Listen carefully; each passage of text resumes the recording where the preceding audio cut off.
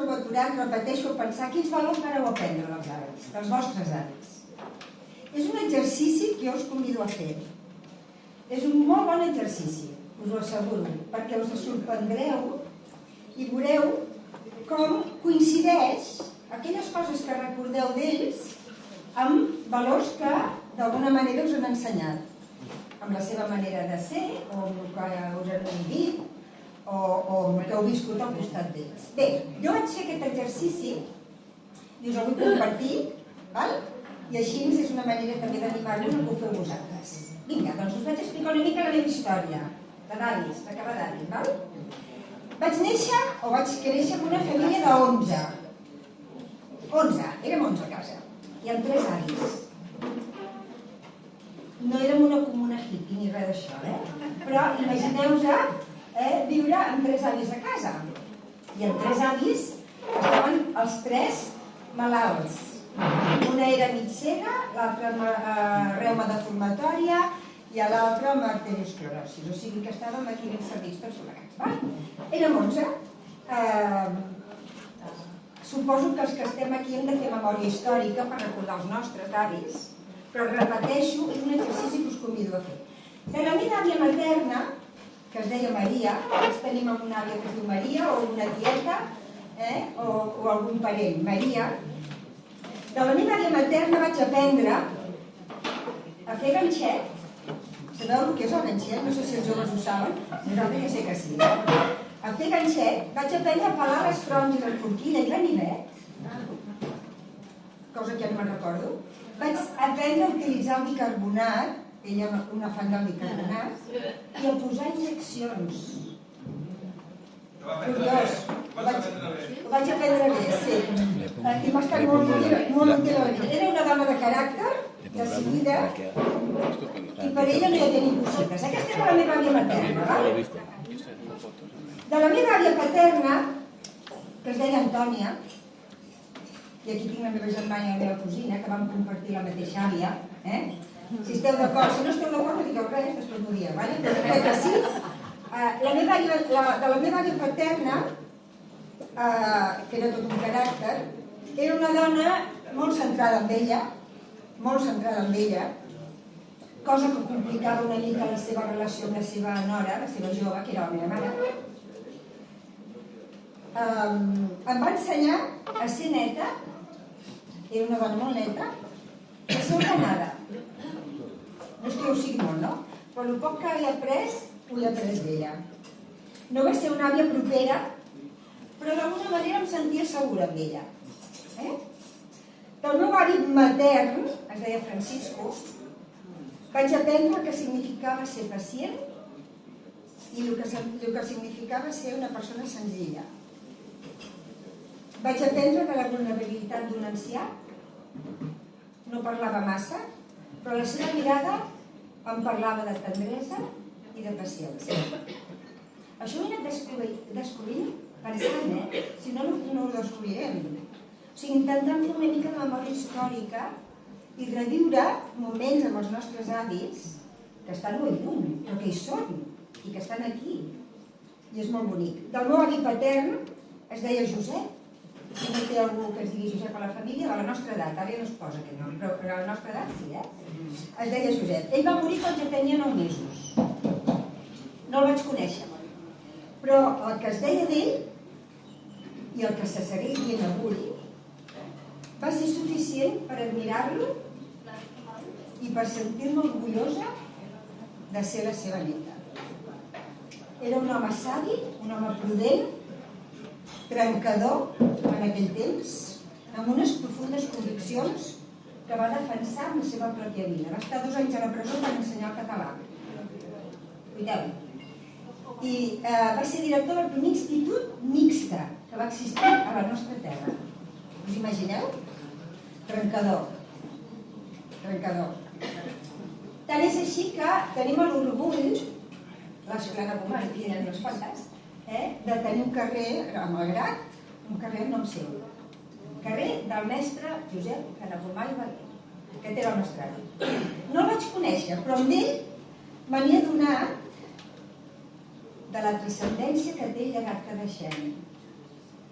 ens recordin els nostres nets, o ens coneguin o no ens coneguin, perquè potser ens morirem abans que neixi un altre net, qui ho sap, i m'ho vull aquí ara jo. Però el llegat el seguim deixant, i que important que és. Bé, no m'enrotllo més perquè no he vingut a parlar de mi, però senzillament he volgut compartir-vos això per animar-vos a que agafeu un paper i llapis a casa quan l'arriba avui o demà, que avui arribarà tard, i us poseu a escriure i a recordar què vaig aprendre jo dels meus avis. D'algun avi, perquè potser no els vas poder conèixer tots, no? Però d'algun avi que vaig aprendre. Quines coses em van impactar de la seva vida. I us adonareu també del tresor que són els avis. Bien, veis aquí transmitiendo valores, los valores hoy, o los abuelos hoy. Los abuelos hoy son abuelos muy diferentes a nuestros abuelos.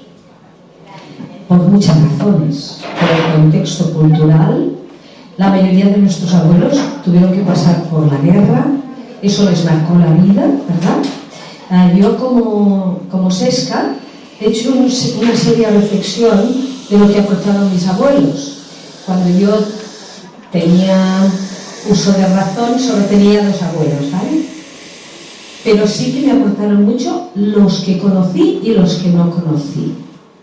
Y como Basat, hay pérdidas. Luego os explicaré un poquito más, ¿vale? En mi vida, en cuanto a mis propios abuelos. Ahora, ¿qué pasa con los abuelos hoy? Pues que envejecemos, hemos ganado, a ver, el médico, a ver si me dirijo al doctor, hemos ganado 10 años a la vida. Las mujeres antes, probablemente a mi edad, pues eran iban por la vida con el pañuelo negro, ¿verdad? Y se había acabado. Y bueno, muy diferente todo, ¿verdad? Entonces, hoy día llegamos a una cierta edad, pero estamos activos, aún trabajamos, al menos algunos. Otros ya no trabajan, pero es igual. Es como si los 70 de antes, pues ahora se han convertido en los 80, ¿vale? La cuarta edad ya existe, ¿vale? Los 80, los 90, pero los 60, los 70 aún nos sentimos jóvenes y bastante bien. Solo hay que ir por los hoteles de salón en cierto momento del año y te los encuentras a todos bailando, ¿eh? Y bailando muy bien, y tienen 80 años, o 70, o 75. Por lo tanto, muchos trabajan y los que no trabajan siguen activos, pero también se han convertido en cuidadores. ¿Por qué se han convertido en cuidadores? Porque la sociedad también ha sufrido una metamorfosis interesante a nivel social y familiar. Pasamos unos años en los que la vida de la familia nuclear era bastante, ¿cómo diríamos?, cerrada. Los hijos se casaban y no querían que los abuelos se metieran mucho, ¿vale? No, papá, no, estos son nuestros hijos, nuestras formas de hacer. Desafortunadamente llegó la crisis. La crisis económica del 2008 llegó antes de la pandemia. Y ahí ya muchos hijos tuvieron que recular en la idea de que, escuchad, padres, vosotros en vuestra casa y yo en la mía, ¿eh? Hasta que tuvieron que llamar a la puerta y decir, papá, que no llego a fin de mes. Y algunos incluso tuvieron que volver a las casas de origen para poder vivir porque no tenían trabajo o no tenían suficiente dinero. Os tengo que decir entre paréntesis que eso es poco sabio y no sale bien la mayoría de las veces, ¿vale? ¿Por qué? Antes sí y ahora no. Porque antes se vivía de otra manera. Imaginaos las grandes casas, las masías nuestras, o las casas, los cortijos, que vivían 3 y 4 generaciones, mis abuelos, padres, hijos. Pero era otro espacio, había espacio por fuera y por dentro. Ahora no. Ahora en las grandes ciudades tenemos un piso y en ese piso vuelve a añadir la familia que ya se ha ido. Entonces eso hizo que los abuelos tomaran otro rol, porque si los hijos encontraban un trabajo, tenían que irse a trabajar. ¿Con quién se quedaban los niños? Entonces los padres y los abuelos yo he visto hacer de todos colores. He visto que el abuelo, que no trabajaba ya, era el que buscaba a los niños al colegio y los traía. La abuela, antes de irse a trabajar, hacía la comida y la dejaba preparada. ¿Me entendéis? Y los padres a final de mes decían, pues, ¿cómo vamos a vivir? Y con las pensiones se ha ido viviendo. Si a eso le añadimos la pandemia, esto ya apaga y vámonos, mucho más complicado. Entonces, somos trabajadores aún, estamos jóvenes aún, pero somos cuidadores también. ¿Y esto qué hace? Pues que trae lo que pongo ahí. Compaginan mal, las dos cosas compaginan mal. A mí me hace gracia cuando hablan de la liberación de la mujer, y estoy de acuerdo con la liberación de la mujer, pero siempre digo que la liberada de verdad era mi abuela. Porque, ¿qué nos han vendido? Yo trabajo 12 horas, entonces llego a mi casa, afortunadamente hoy los maridos ayudan muchísimo, gracias a Dios esa mentalidad ha cambiado, pero tengo que ponerme a seguir, porque en último extremo sabéis, bueno, no os voy a decir cosas que luego me van a tirar piedras, pero sabéis lo que sabéis, ¿vale? Que llego yo con mi marido a mi casa, abro la puerta y digo, ay Eduardo, ¿cómo tengo la casa? Y dice, sí, está perfecta. que es otra mentalidad, ¿sabéis? O sea que, y si queréis poner unas flores, las pondréis vosotros, las mujeres que ven. Entonces, compagina un poquito mal. Y hoy os voy a hablar de transmisión de valores teniendo esto en la retaguardia, porque somos unos abuelos diferentes. Pero unos abuelos que también nos han tocado vivir en unos años raros para nosotros. Hace poco estaba en una boda que era de unos médicos, pero uno de los dos médicos era paciente y me dijo, Esther, cuando nos casemos vendrás. Y dije, tanto que sí. Y me dijeron, mira, vendrán los profesores de la Facultad de Medicina, y él era de otra parte de España. Te pondremos con ellos para que hables tú y tal, con él. Y nos sentamos los profesores jubilados de Medicina de otra parte de España, y yo, y Eduardo. Y nos sentamos y me dice, ¿usted ya está jubilada? Digo, pues no, aún no. Y él dice, ay, cuando se jubile, ya verá usted, cuando se jubile le va a pasar una cosa. Me hablaban de la universidad, porque ellos me conocían como profesora de la universidad. Cuando hagan la fiesta de Navidad, ya no la van a llamar, Y si hacen una cosa especial, ya no la van a llamar. Y nos encontramos, no sé si tenéis esta sensación, sumergidos en un mundo en el que somos todavía, en el que ya no somos, en el que tenemos que seguir transmitiendo lo poco que sabemos, o lo mucho, y compagina mal todo este cuadro. Y además, no tenemos sentido corporativo. Estamos dando conferencias o clases y nos damos cuenta que vamos a un lugar y hay actividades, reuniones, cursos, cursillos, cursetes para jóvenes, para matrimonios, para maestros, para profesores de escuela dominical. Muy poca cosa en cuanto a un colectivo que ahora tenemos mucha fuerza, porque somos un porcentaje muy alto. Y ahora empezamos a notar a los políticos diciendo que esta gente vota y que esta gente paga impuestos. Y estamos ahí en un territorio que tenemos que ir, los que estamos aquí, ganando espacio. Diciendo, ¿dónde están los grupos de gente de más de 60 años, activos, que además están como cuidadores muchas veces de niños y de otras cosas? Y tenemos que volver a ganar un poco del sentido corporativo, de grupo. Porque uno de los valores más importantes de los que tendremos que hablar hoy es de las relaciones que van a ayudar a nuestros nietos a identificarse bien. Y ahí tiene mucho que ver con cómo tú y yo nos relacionamos con la cohorte, no con la cohorte del rey este que se va a casar, sino con la cohorte con la chica intercalada, el grupo de iguales. ¿Cómo nos relacionamos nosotros?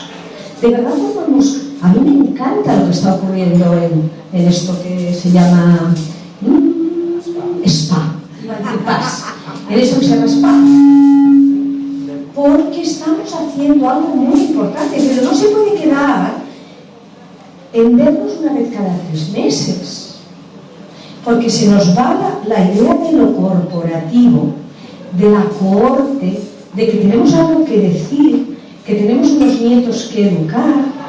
Entonces yo hago un llamamiento serio a los organizadores, sobre todo a Víctor, que es un escaparate, es el que manda más. A Víctor, decirle, Víctor, tenemos que hacer algo importante porque somos un colectivo que tenemos mucho que aportar, que hemos vivido mucho, que la experiencia es un grado y que quizá en nuestro país lo valoramos poco. Es decir, el mundo ya es gran, ¿no habéis oído nunca eso? Van a decir, te doy el lado. Es gran. Que no, que me necesitas tú a mí y en las empresas, porque mi marido es de Londres, hemos pasado más temporadas en Inglaterra. A mí me encanta ir a Inglaterra por el cuidado de este colectivo. Es un colectivo muchísimo más cuidado, porque son muchos también. Tienen dinero, pueden pagar impuestos. Y entras a una iglesia y vas a dar una conferencia y dices, ahora saldrá la secretaria de misiones. Esperas que salga la secretaria de misiones. En un porcentaje altísimo, es una señora de 90 y pico de años. Y sale con su tacita de té. ¿Qué es usted un té? Y es la secretaria de misiones. En fin, sin comentario, pero ¿me entendéis lo que quiero decir? Vamos a ser corporativos, vamos a tener cuidado de la cohorte, vamos a vivir, que son 2 días y 1 es fiesta, el que nos queda vamos a vivirlo, ¿no? No vamos a decir, es que me estoy envejeciendo, es que estoy muy mal, no es lo mismo. Vamos a vivir. Ahora, lo que nos interesa. Vamos a ver, los abuelos como figuras, después veremos como transmisores de valores. Pero vamos a ver, como figuras de apego, de raigambre y de enlaces histórico-culturales. Son 3 puntos muy importantes. Figuras de apego. ¿Qué es el apego? El apego es algo muy especial, que los psicólogos valoramos mucho, sobre todo los psicólogos infantiles. El apego es como el pegamento que se genera entre el recién nacido y la figura materna. Fijaros que digo figura materna, no digo madre, porque imaginaros que la madre lo ha dado en adopción y viene una persona y lo coge, o imaginaros que la madre ha muerto en el parto. Pues la figura que coja aquel ser va a establecer con ese bebé un apego. Frase importante para los abuelos, y esto está en toda la bibliografía y en multitud de artículos. Los abuelos somos figuras de apego subsidiarias, así nos llaman. ¿Y cuánta verdad? Figuras de apego subsidiarias. ¿Qué quiero decir con esto? Quiero decir que cuando hay un desapego, por ejemplo, un niño que nace, la madre muere o no lo quiere o lo que sea y pasa a un centro de acogida. Y allí, los centros de acogida hoy, gracias a Dios, no son como las inclusas de 1900, pero el apego que se establece con ese niño ya es un desapego. ¿Me entendéis? Porque hay una persona, a lo mejor para 4 cunas, y eso va a generar un trauma de apego que se llama así. ¿Qué pasa con ese niño? Hay un libro que os lo recomiendo, los que estáis tomando notas y los que no me preguntáis después. Hay un libro que se titula El primer año de vida, y es un libro antiguo, pero a mí me ayudó mucho para escribir este libro, y es de un autor que se llama Spitz, S-P-I-T-Z. S-P-I-T-Z. Spitz escribió un libro diciendo, en aquel tiempo de las inclusas, que cuando un niño se llevaba con una canastita y se llevaba a la puerta de la inclusa, que normalmente estaba regentada por monjas. No era como hoy, la monja salía, cogía la cestita y se lo entraba para adentro y ahí se quedaba el niño. Hoy día no es así, pero el niño también tiene problemas de apego. ¿Cómo se va a apegar? Porque para eso es imprescindible el amor. El apego no existe sin amor. El apego es un pegamento generado por el amor real. Y ese amor se ha de ver. ¿Cómo se va a ver? Se va a ver en brazos, se va a ver en caricias, se va a ver en palabras. Y por eso los abuelos son figuras subsidiarias de apego. Porque cuando la mamá ya no puede más del dolor de espalda, lo coge la abuela que lo adora. Y eso el niño es muy consciente. A veces vienen y me preguntan: Esther, ¿a qué edad debemos llevar a los niños a una escuela infantil? Lo que se llamaba antes una guardería. Os digo lo ideal, no lo que siempre se puede. Lo ideal es a los 3 años. Y os digo por qué. Desde que nacen hasta los 3, el apego es imprescindible. Y el niño no tiene estructurada lo que se llama la permanencia de objeto. ¿Entendéis lo que es la permanencia de objeto? ¿Me dejas esto un momentito? Para un niño pequeñito, si yo me pongo así y no estoy, es que no estoy. Entonces el niño en primer año de vida no tiene la permanencia de objeto. En cuanto yo desaparezca, para él no estoy. Con los meses va estableciendo la permanencia de objeto, sobre todo si la madre hace juegos de permanencia de objeto. No estoy. Sí que estoy. ¿Verdad que esto lo hacemos mucho? Esto, sin saberlo, es estimular la permanencia de objeto, que aunque no nos vean, saben que estamos. Pero en primer año de vida, como eso no está, es muy imprescindible la presencia. La presencia. Cuando un niño llora y llora y llora, es que es un no sé qué. No pongamos palabras. Ahí hay una demanda de algo. No, me ha dicho tal que con el método cual el niño va a estar tranquilo. Se le ponen los pelos como escarpias. Si el niño llora, vas y lo coges. Porque si no, generas un trauma de apego que luego lo va a tener que tratar un psicólogo. Y va a ser un niño que depende de su factor terreno. Claro, si es un niño muy fuerte, a lo mejor no tiene tanto trauma de apego. Pero si es un niño muy sensible, a lo mejor el día de mañana está demandando continuamente atención porque no se le dio en un momento crítico donde necesitaba los brazos. Donde, cuando la madre dice, no lo cojas, esto con la cuna, 3, 4, 5 meses, no lo cojas al niño, no, que se acostumbrará a tus brazos. Mire usted, solo espere que tenga 13 y verá la costumbre de los brazos. Intenta un niño de 3 años, qué cariño que te cojo. ¡Ah, ella! ¿Sí o no? ¿Cómo se va a acostumbrar a los brazos? No podemos decir tonterías. Por lo tanto, los abuelos, figuras de apego subsidiarias. Entonces me dicen, ¿lo llevo a una guardería o lo dejo a mi madre? Tengo un poco de mal carácter. Digo, mira, eso no me lo preguntes. Primero porque soy abuela. Ya solo por sentido corporativo. Si tu madre quiere y puede, y es una mujer normal, que no está enferma ni le pasa nada, para el niño, la abuela no tiene color. Se va a una figura de apego a trabajar, pero viene la subsidiaria. ¿Vale? Por lo tanto, figuras de apego, abuelos, abuelas. Y los niños nos cogen. Bueno, no tiene nombre. El niño, cuando ve a la abuela o ve al abuelo, ya se tira a sus brazos. Ahora, cuidadico con esto, en cuanto al efecto que eso puede tener en la madre de ese bebé. hemos de ser muy listas las abuelas, ¿vale? Porque, sobre todo si son primerizas, van a pensar que el niño nos va a querer más a nosotros que a ellas.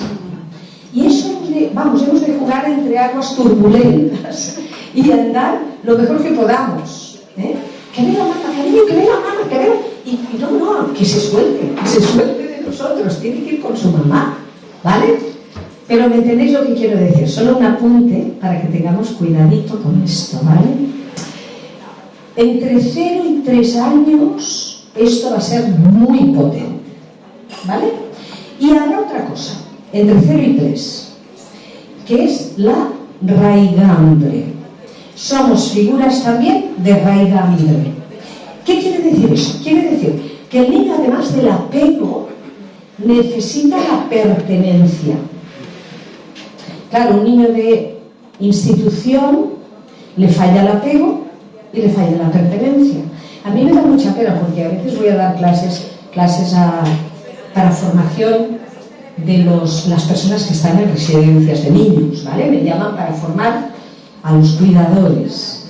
Y me dan tanta penica porque a veces estamos por ahí, damos las clases y luego ellos tienen que ir con su grupito, ¿no? Y yo estoy allí observando. Y entonces veo que el cuidador le dice a los 4 o 5: «Ei, anem cap a casa», si están fuera, o «vamos a las habitaciones», o «vamos», dando, ellos lo intentan que aquello es su casa. Pero qué difícil. Porque el niño tiene que decir como Ete, de verdad: «mi casa». Y eso los abuelos son figuras de raigambre increíbles, nuestras casas. Mis nietos ya son muy mayores, ¿eh?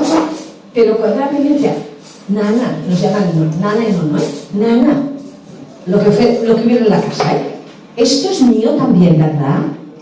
Me decía «claro que sí, Guillem, no es de los abuelos». «Lo que es de los abuelos es tuyo». Encantado de la vida, se iba contentísimo. Os explico otra cosa de la raigambre. Un ejemplo. Un día iba con mi nieto mayor, que ahora tiene 19 años, digo: «Guillem, baja que te dé un beso, hijo mío». Le llevaba de la mano por Reus. Y íbamos por la calle y se para y dice: «nana». Bueno, os digo, para que entendáis la historia, que Guillem tiene un hermano, su hermano, mi otro nieto, que se llama Andreu, ¿vale? Tenemos Guillem y Andreu. El mayor ahora tiene 19, el otro va a cumplir casi 18, por lo tanto, imaginaros, ya están muy mayores. Pero cuando eran pequeñines, Andreu ya había nacido y yo llevaba a Guillem de la mano, se llevan 2 años solo. Iba por Reus y de golpe se para Guillem y me dice: «nana, ¿tú eres la abuela del Aitor?». Y yo: «ay no, Guillem, ¿qué me dice?». Yo: «abuela del Aitor, ¿por qué tengo que ser la abuela del Aitor?». El crío ya no me dice nada más, seguimos andando.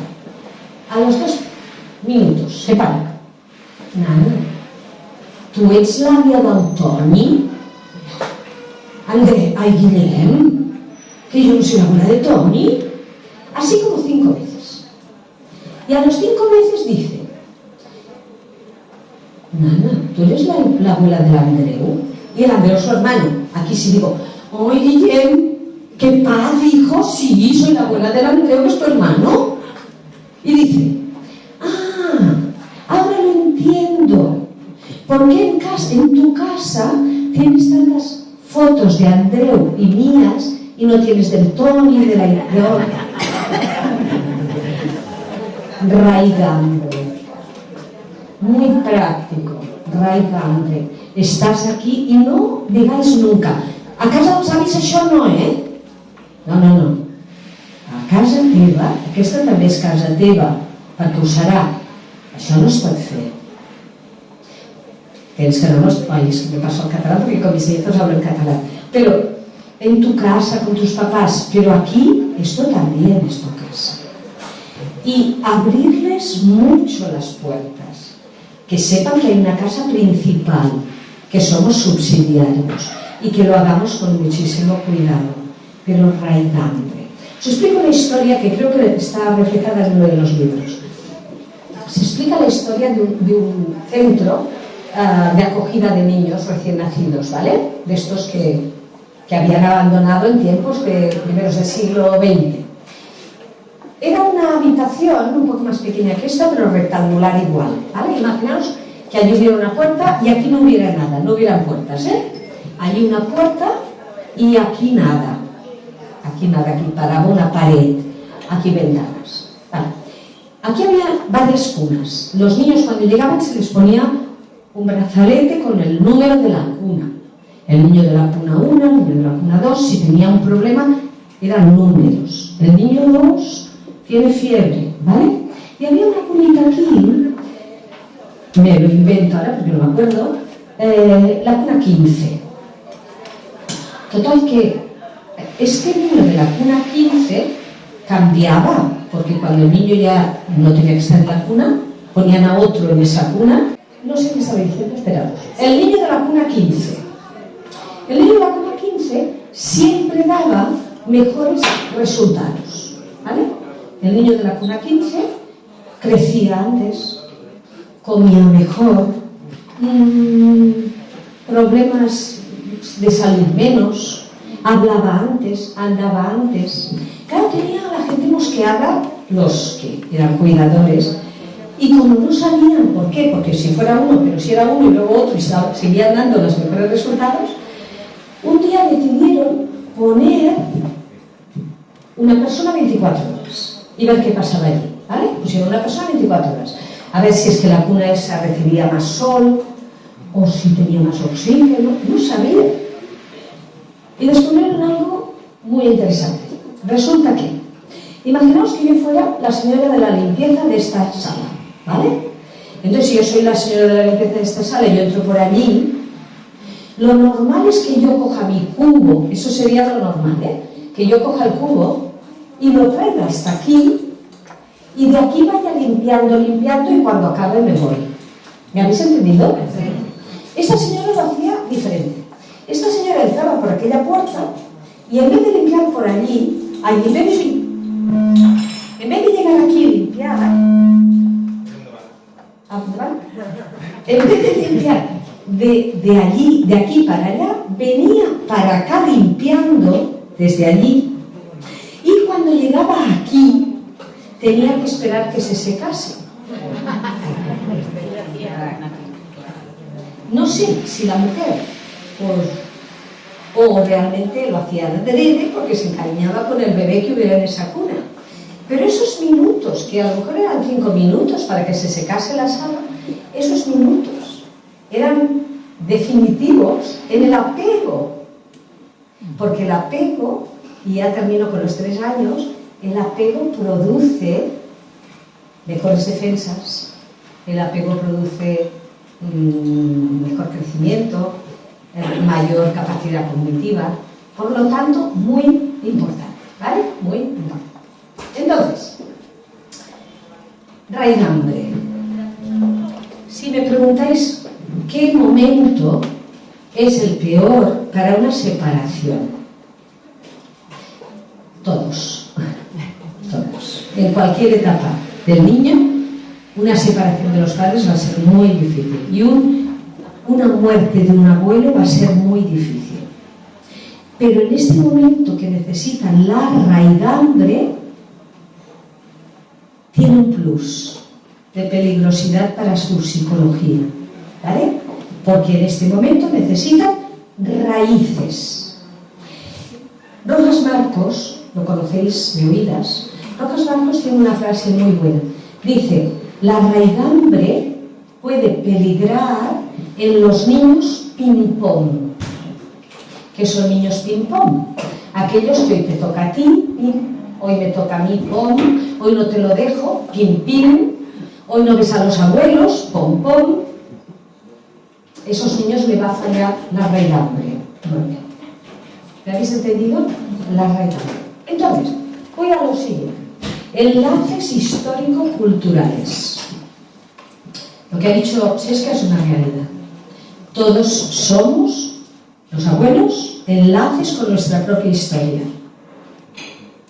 Yo recuerdo muy bien, yo tenía una abuela que vivía con nosotros, ¿vale? Os hablaré un poco más de ella luego. Y tenía un abuelo que no, que él vivía en Cartagena, porque mis padres eran de Cartagena. Entonces, el abuelo solo lo veía en verano. Pero lo que me aportó que el abuelo, a nivel histórico-cultural, en los años siguientes, ya os estoy hablando de 5, 6, 7, 8 años, que mi raigambre ya la tenía clara. Pero yo me quedaba tan impactada con aquel abuelo, porque él había vivido una guerra, porque él había estado en la cárcel, porque le pilló el hombre de político, no tenía nada, pero le tocó en la zona roja de aquella zona, y solo por haber estado allí, pues ya era sospechoso de cualquier otra cosa, ¿no? Y entonces estar con él, me llevaba por toda Cartagena, me decía Esther, aquí estuvo el abuelo, y no conocía a su esposa, había muerto antes de que yo naciera, por tanto abuela no tenía, pero tenía abuelo. Y ese abuelo era tan tierno y tenía un carácter muy fuerte, pero a mí me trataba con tanta ternura que cuando yo estaba otra vez viviendo en Vilanova, porque mis padres entonces vivían en Vilanova, teníamos una especie de jardín detrás. Y ese jardín hacía que yo mirara las estrellas y dijera, mi abuelo también las ve. Y eso que me ha explicado mi abuelo y lo otro que me ha explicado mi abuelo. Y mi abuelo fue más histórico, pero mi abuelo tuvo una influencia inmensa en mi fe. Transmisores de valores de la fe. Porque si yo os pregunto a vosotros ahora, ¿qué valor preferiríais transmitir? No os conozco a todos, pero al 90% que conozco estoy convencida que diríais mi fe. Mi fe en Jesús, porque mi fe en Jesús ha cambiado mi vida. Y yo quiero que mis nietos sigan esa fe. Y mi abuela era una creyente de esas. Fue madre de mi padre fue pastor, pasaron muchísimas calamidades porque venían mi abuelo por parte de mi padre a un militar de carrera, entonces a él no lo metió en la cárcel, lo mandaron a Argentina. Murió en el trayecto, no sabemos cómo murió, nunca más lo vieron. Mi abuela y mi padre volvieron, pero fue una mujer de fe, que hay una frase que no he olvidado en la vida. Ella decía, Esther, Dios que es Padre de bondad, cuando penando nos tiene, será porque nos conviene, hágase su voluntad. Esa frase la aprendí a los 3 años. No se me ha olvidado, está grabada a fuego. ¿Por qué está grabado a fuego? Porque fue un modelo y una transmisora de su fe. Porque eso es muy bonito decirlo. Pero en el curso de su vida lo había perdido todo. En el curso de su vida había perdido a su esposo, sus bienes. Pero lo que me impactó de verdad fue que mi padre tenía una hermana. Esa hermana cogió un cáncer. Vivía en Cartagena, se vino para vivir con nosotros, para estar con mi abuela, que era su madre y le iba a cuidar. Mi tía sufrió lo que no está escrito, fue un cáncer de esos de páncreas. Bueno, ¿qué voy a explicar yo? Y mi abuela, el día que murió, podía volver a decir, Dios que es Padre de bondad. Eso no se me olvida. Y inculcó a mi padre la fe de tal manera que él fue pastor y por eso con Basat me puedo identificar perfectamente, porque yo no era judía, pero mi padre era pastor evangélico en tiempos de Franco. Eso estaba no prohibido, no, lo siguiente. Entonces mi padre entraba y salía de la cárcel cada vez que quería la Guardia Civil. Yo recuerdo estar en la iglesia, 5 años, 6 años, entrar a la Guardia Civil hasta el fondo, que estaba mi padre, coger a mi padre, pim, pim, pim, pim, llevárselo, cerrarnos la iglesia, y ahora mi madre con 4 niños a buscarlo a ver si lo dejaban salir. Yo pensaba, nadie por una mentira vive esto. Nadie por una mentira vive esto. Si mi padre cree en un Jesús que cambia las vidas y lo mete en la cárcel, tiene que valer la pena. Entonces mi abuela, que era una maestra muy sabia, luchábamos por dormir con ella, los 4 hermanos que éramos. Yo me llevaba más el gato al agua porque era mayor, era la mayor. Decía, no me toca a mí con la yaya, no me toca a mí con la yaya. Dormir con la yaya era, nos acostábamos y la yaya decía, este era el Salmo 1. Y esto es lo que os oído explicar a algunos de los que estáis aquí. El Salmo 1. Yo me lo aprendí a los 4 o 5 años. Bienaventurado el varón. Yo ya no sabía lo que era un varón. Pero es igual. Bienaventurado el varón, que no estuvo en consejo de malos, pero ya lo más importante, ni en silla de escarnecedores. Esa palabra ya la repanocha. Ya valía la pena dormir con la abuela para decir escarnecedores. Pero igual que dijo el Salmo 1, dijo el 2, dijo el 3, dijo 1 Corintios 13, dijo Filipenses 4, os diré que no creo que sepa mucha Biblia de memoria, pero una cierta Biblia de memoria sí me sé. Viene de la transmisión de la cama con mi abuelo. Por lo tanto, abuelos, créeme, eso lo dice la palabra. Tenemos que ser transmisores a tus hijos y a los hijos de tus hijos. Es un mandato, no es una opción, es un mandato. Te toca. A los hijos lo has hecho y ahora a los hijos de tus hijos. Y llegará el día en que a lo mejor ya no quieren escuchar. Pero os digo una cosa. Se ponen los fundamentos de la personalidad entre 0 y 6 años. Luego se pulen. Pero los fundamentos, por eso dice el Señor, instruye al niño, que luego, aunque fuere viejo, a lo mejor se da una vuelta por la provincia apartada del hijo pródigo. Que a verlos a hilos, que les instruyes. Y al llegar a la adolescencia dicen, adeu, me voy a la provincia apartada, 10, me quedan 10, volver, 10 minutos. Me quedan 10 minutos para deciros que quién era, bueno, si es menos, ¿cuánto me queda? Poneros de acuerdo,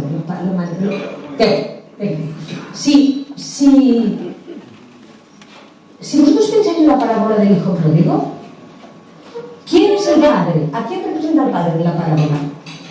A Dios. ¿Qué habría hecho Dios mal, se lo decía yo a una persona esta tarde, para que un hijo se le fuera a la provincia apartada? No podía hacer nada malo, ¿verdad? Por lo tanto, yo lo que no quiero es que os sintáis culpables, ni como hijos ni como abuelos. Lo que sí nos tenemos que sentir es responsables de la transmisión. Luego, cada uno es cada uno. Y siempre le digo a los padres que tienen un ejemplo de esos, es que oréis que lleguen pronto a los cerdos.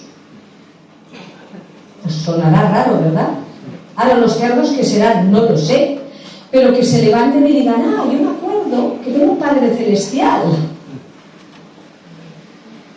Entonces, de lo que sí somos responsables es de la transmisión. La transmisión. Y lo dirás a tus hijos y a los hijos de tus hijos. Y a nuestros hijos se les dice, los escribirás en las puertas y lo dirás por el camino.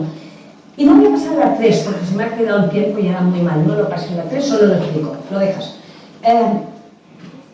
Ahí sí que tenemos que hacer cosas. Hemos de estructurar el tiempo.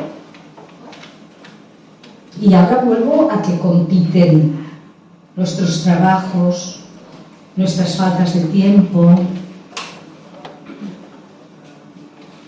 Claro, yo muchos no os conozco, no sé el rato que pasáis leyéndole la Biblia a vuestros nietos, ni el tiempo que pasáis explicando.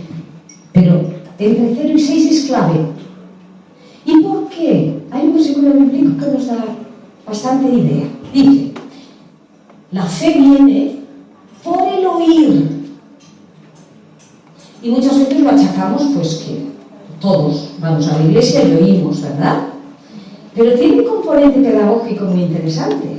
El niño entre 0 y 6 no lee. tiene la prelectura, la preescritura, todo eso, ¿verdad? Pero no lee. Creo que ahí tenemos algo importante. Cuando aún no lee, los escarnecedores.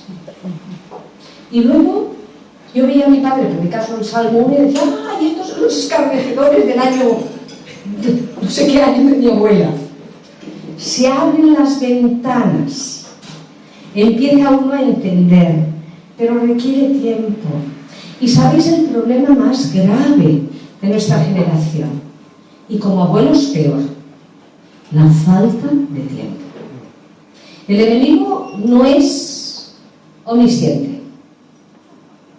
Tenemos un enemigo, igual que está Dios, está el otro. Y el enemigo va contra todo lo que es Dios y su obra. Y ha probado por muchos caminos a que la fe... Y le ha salido regular. Le salía bien cuando se llevaba a mi padre a la Guardia Civil. ¿Le salía bien? No. Se convertía gente cada semana pensando, si esto es Jesús, yo quiero seguir a Jesús aunque me echen del trabajo. ¿Vale? No le salía bien, pero le ha salido bien una treta que le ha salido de maravilla. Nos ha robado el tiempo. Es la frase que más decimos, es que no tengo tiempo. Y a veces hablamos con Eduardo y decimos, Señor, nuestros nietos vienen a comer cada día, tenemos esa suerte desde que el mundo es mundo. Pero a veces no tenemos tiempo. Acaban de comer y digo, Guillem, Andreu, heu d'anar cap a casa que la nana té feina. Que tengo que empezar la consulta y estáis aquí. No tengo tiempo y vosotros tampoco. Y cuando nos jubilamos, seguimos sin tener tiempo. Y pues yo creía que tendría. Hemos de ser sabios, y con esto termino. Dice la Biblia, redimiendo el tiempo, porque los días son malos. Esto también me lo enseñó mi abuela y tampoco entendía nada. Redimiendo. Uy, ¿cómo suena, en el vocablo? Redimiendo. Pero redimir es comprar. Yo tengo que comprar tiempo. ¿Cómo lo compro? Pagando. ¿Qué pago? Pues a lo mejor pantallas. ¿Qué pago? A lo mejor dinero porque tengo que dejar de trabajar un poco. ¿Qué pago? ¿Con qué pago? Con lo que sea. Pero tenemos que tener muy presente que cuando la Biblia dice ¿y cómo creerán si no que les predique? Este versículo siempre lo asociamos a los de la India, al Congo, a Nigeria, a Etiopía. Y nuestra viña queda nuestra. Y la fe viene por el oír la palabra de Dios. A partir de los 6, 7, 8, podemos seguir leyéndoles la palabra. A los 17, 18, nosotros seguimos leyéndoles la palabra. Acabamos de comer. Los dos que tenemos, gracias al Señor, han entregado sus vidas al Señor y nos es muy fácil, ¿no? Porque están ahí. Y entonces acabamos de comer y decimos, ahora nos toca leer la Biblia. Y somos respetuosos, leemos la Biblia. No os canséis. No os canséis. Nada, es que tengo que estudiar. Te aguantas. Así la vas, no es muy floja. Te sientas, estudias luego y si no te levantas temprano. A leer, porque la fe viene por el oído. No sé si os dan muchas herramientas, porque la siguiente era de las herramientas, pero otro día. Pero creo que suficientes como para que empecemos a pensar en lo serio de ser abuelos en un momento tan diferente, donde aún trabajamos, donde aún estamos metidos en muchas cosas, y que tengamos una fuerza corporativa. Oye, los abuelos de la iglesia que sea, tienen una fuerza, y están ahí para servir y para ayudar. Muchas gracias por vuestra atención, espero no haberos cansado mucho y que os sirva de algo, ¿vale? Gracias.